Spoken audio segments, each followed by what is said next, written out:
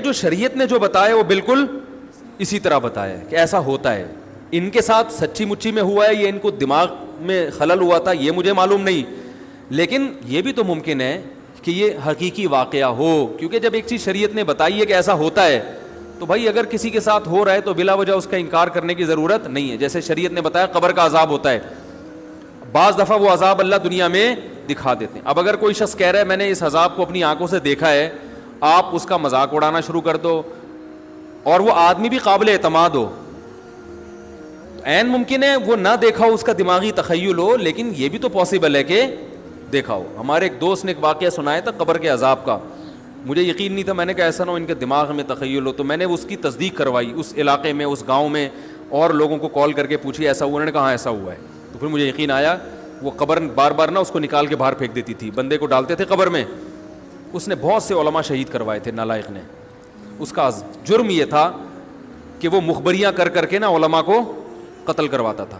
اس مخبر کے ساتھ ایسا ہوا اس گاؤں میں. جب اس کو دفنایا ہے تو چلیں اب بات آئی گئی ہے تو پورا واقعہ سنا دوں.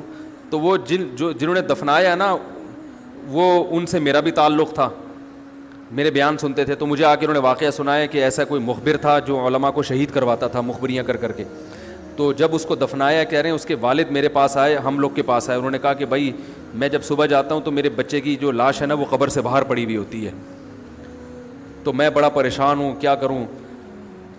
تو ہم پھر دفن کرتے ہیں تو اچھا قبر بالکل صحیح ہوتی ہے اوپر سے, اور وہ بندہ باہر ہوتا ہے, وہ دوبارہ بند ہو جاتی ہے قبر.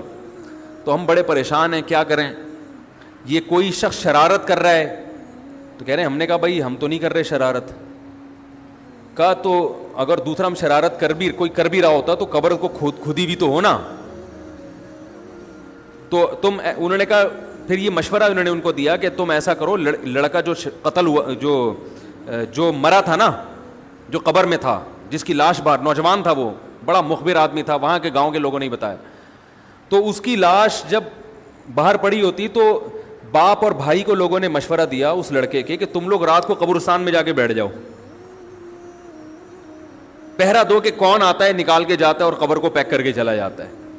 تو وہ صاحب مجھے بتا رہے تھے کہ اگلے دن وہ چیختے ہوئے آئے ہیں, چیختے ہوئے, باپ اور بھائی جو ہے نا, کہہ رہے ہم نے رات کو منظر دیکھا کہ پہلے ہمیں رات کے جب اندھیرا ہوا ہے نا تو قبر کے اندر سے چیخنے کی آواز آئی, اور ہمارے سامنے قبر کھلی ہے تو ہم نے اس لڑکے کو دیکھا کہ آگ جل رہی ہے اس کی لاش پہ, اور وہ ایسے ایسے اپنے سر کو پیٹ رہا ہے. کہہ رہے ہم تو خوف کی وجہ سے بے ہوش ہو گئے, ہمیں نہیں پتا اس کے بعد کیا ہوا, ہوش میں آیا تو وہ لاش باہر پڑی ہوئی تھی.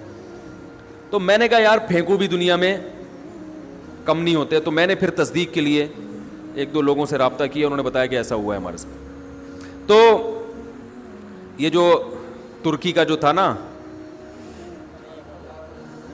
اتا ترک, وہ مصطفیٰ کمال کو میں اکثر بیچارے کو کمال اتا ترک جو ہے نا, تو وہ غلطی سے کئی دفعہ میں نے کمال اتا ترک کے چکر میں مصطفیٰ کمال کا واقعہ بیان کر دیا. وہ مصطفیٰ کمال کا نہیں ہے, وہ کمال اتا ترک ہے. تو بھائی مصطفیٰ کمال اگر سن رہے ہو تو پیشگی معذرت. تو کمال اتا ترک کا بھی یہی ہوا ہے, مسلمانوں کا قاتل تھا, علماء کا قاتل تھا, ترکی سے خلافت اسلامیہ کو اس نے ختم کر دیا. بہت یہ جو آج جو کچھ دنیا میں ظلم ہو رہا ہے اس سب کی بنیاد رکھنے والا اتا ترک ہے. خلافت عثمانیہ ہوتی تو نہ کشمیر کا مسئلہ کھڑا ہوتا, نہ بوسنیا کا مسئلہ کھڑا ہوتا. یہ ساری مصیبتیں جو آئی ہیں, مسلمانوں کا جو اتحاد ختم ہوا, تو اس کے ساتھ بھی ایسا ہی ہوا.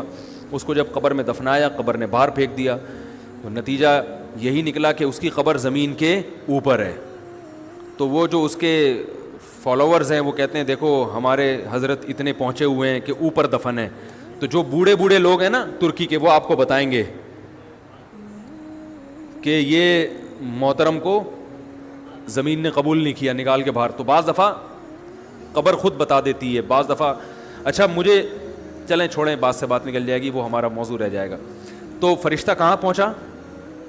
قریب, ہاں واپس چلا گیا تھا فرشتہ, ٹھیک ہے. تو وہ بالکل قریب آ کے واپس چلا گیا. تو ایسا ہوتا ہے, بعض دفعہ ہوتا ہے, ایسے واقعات ہیں بہت سارے. تو اصل بات کیا چل رہی تھی جو میں یہ واقعہ یہاں پر لایا ہیں؟ ہاں حروف مقطعات کی بات چل رہی تھی, روح کی بات چل رہی تھی, روح کی. تو اسی طرح روح کی حقیقت کیا ہے یہ ہمیں معلوم نہیں ہے, لیکن ایک ہے, اس کا جسم نہیں ہے, وہ ہلکی چیز ہے, وہ سیکنڈوں میں سفر کرتی ہے. وہ تو وہ ہمارے جسم سے نکلتی ہے. نیک لوگوں کی روحیں فرشتے نکالتے ہیں, برے لوگوں کی روحیں وہ عذاب والے فرشتے نکالتے ہیں. والنازعات غرقا والناشطات نشطا والسابحات سبحا, قرآن میں ہے نا, قسم ان فرشتوں کی جو روح کو سختی کے ساتھ نکالتے ہیں. والناشطات نشطا, قسم ان فرشتوں کی جو روح اور جسم کا بندھن صرف کھولتے ہیں. یعنی روح تو نکلنے کے لیے تیار ہوتی ہے. جب وہ آخرت کی چیزیں دیکھتا ہے نا انسان مرتے ہوئے, اور جنت کی اور وہ نعمتیں اس کو نظر آتی ہیں, تو روح تڑپتی ہے کہ میں اس جسم سے آزاد ہو جاؤں, لیکن آزاد ہو نہیں ہوتی. فرشتے صرف اس روح اور باڈی کا جو ایک گرہ ہے اس کو کیا کرتے ہیں, کھول دیتے ہیں, اور وہ آزاد ہو جاتی ہے, خوش ہوتی ہے. اور ایک روح وہ ہوتی ہے کہ وہ جب آخرت کے مناظر دیکھتی ہے تو وہ باڈی میں گھسنے کی کوشش کرتی ہے, تو فرشتے کیا کرتے ہیں, اس کو نزع کرتے ہیں, کھینچتے ہیں. اس کی ایک مثال دی ہے بعض صحابہ نے کہ جیسے مخمل کا کپڑا جھاڑیوں میں پھنس جائے کتنا مشکل ہے اس کو نکالنا, تو ایسے برے آدمی کی روح کو گھسیٹ کے نکالا جاتا ہے. تو حقیقت ہے, سائنس یہاں تک نہیں پہنچی